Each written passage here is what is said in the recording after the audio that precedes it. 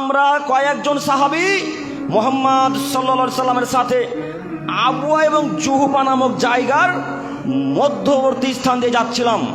মনে করেন এইদিকে আবওয়া জায়গা, এই জায়গাটা হচ্ছে জুহফা। এই মধ্যবর্তী জায়গা দিয়ে মুহাম্মদ এবং তার সাহাবীগণ যাচ্ছিলেন। যেতে যেতে যেতে ঈদ গসিয়াত না রিহুন দুলমাতুন শাদীদা, হঠাৎ কোন দিক থেকে এত জোরে বৃষ্টি চলে এলো, এত অন্ধকার ছেয়ে গেল, আর কিছু দেখা যায় না। সাহাবায়ে কেরামগণ বলছেন এত অন্ধকার, অন্ধকারে কোনো পাহাড়ও দেখা যায় না, মানুষও দেখা যায় না। হঠাৎ একটু আগেই ছিল পরিষ্কার, এখন এত অন্ধকার।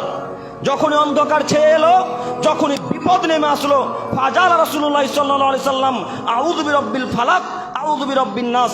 উকবা বলছেন এই বিপদ যখন আমাদের উপর চেপে গেল, তখন আমি দেখছি মুহাম্মদ সাল্লাল্লাহু আলাইহি সাল্লাম সূরা ফালাক আর সূরা নাস পাঠ করছেন।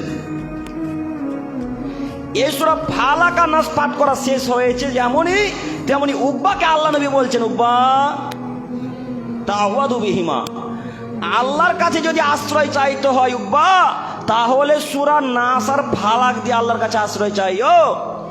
ফামা তাওয়াদু মুতাআব্বিদুন মিসলিহিমা, কেননা আশ্রয় চাওয়ার জন্য সূরা নাস আর ফালাকের চাইতে বড় কিছু আর কিছুই নেই। আল্লাহু আকবার, বুঝতে পারেননি?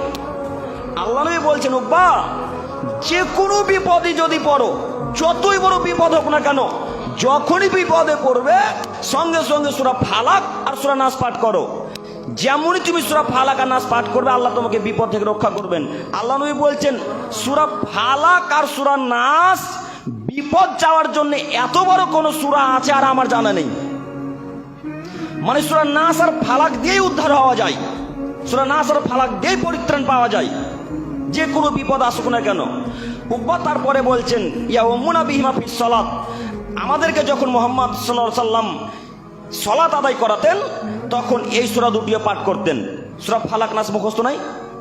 সকলেরই মুখস্থ আছে, কুল আউযু বিরাব্বিল ফালাক, কুল আউযু বিরাব্বিন নাস। যে কোনো বিপদে পড়বেন, রাস্তাতে যাচ্ছেন, যেতে যেতে যেতে যেতে হঠাৎ বৃষ্টি চলে আসতে পারে, হঠাৎ কালবৈশাখী ঝড় আসতে পারে, আসে না? রাস্তাতে যেতে যেতে বিশাল ঝড় আসে।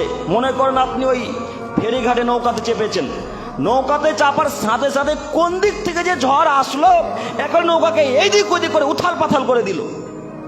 এমন অবস্থায় সূরা ফালাক আর সূরা নাস পাঠ করে আল্লাহকে বলেন, আল্লাহ তুমি বড় দয়াবান, তুমি বড় ক্ষমাবান, তুমি বড় রহমান, আল্লাহ তুমি এই বিপদ থেকে আমাদেরকে রক্ষা করো। আল্লাহ নবী বলছেন এই কথা বলতে যতক্ষণ দেরি, হাওয়া থেমে যাবে ইনশাআল্লাহ।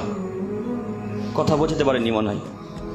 কত ক্ষমতা সূরা ফালাক আর নাসের, কত ক্ষমতা। জিনে যখন ধরবে, যদি ভয় করেন যে জিন আমার সাথে সাথে আসছে, সূরা ফালাক আর নাস পাঠ করেন না। একটু তো আমল করা উচিত, আমলই নাই, তাহলে কিভাবে আপনি জিনকে তাড়াতে পারেন? একটু তো আমল লাগবে। এরকম কত ঘটনা আছে যে আপনি চলবেন তো চলতে চলতে যেন মনে হচ্ছে আপনার পিছনে পিছনে কেউ হাঁটছে, তাই না?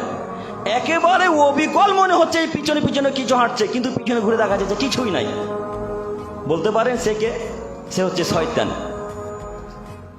ভোর রাত্রিতে যখন উঠবেন, মানে ফজরের পূর্বে আগে, তো দেখবেন আপনি যদি সামান্য চলাচল করেন তো মনে হচ্ছে যেন পিছে কেউ কেউ আসছে। এ তো সর্দার কাকুকে জিজ্ঞেস করবেন, ইনি তো আজান দিতে আসেন, তো আজান দিতে এসে বলে যে আমার পিছনে পিছনে কেউ আসছে, মনে হচ্ছে যেন আমার সাথেই হাঁটছে, অথচ কিছুই নাই পিছনে। যে ও হচ্ছে শয়তান। তো যখনই এরকম কিছু আসবে, সন্দেহ জাগবে, তখন সূরা ফালাক আর সূরা নাস পাঠ করবেন, ইনশাআল্লাহ বিপদ থেকে রক্ষা করবেন আল্লাহ তাআলা।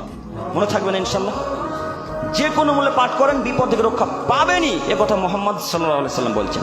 কাজেই আপনাকে আমি অনুরোধ করে বলছি, রাস্তাতে যেতে যেতে যখন তুফান চলে আসলো, রাস্তাতে যেতে যেতে বৃষ্টি চলে এলো, সঙ্গে সঙ্গে আল্লাহকে বলেন কুল আউযু বিরাব্বিল ফালাক কুল আউযু বিরাব্বিন নাস।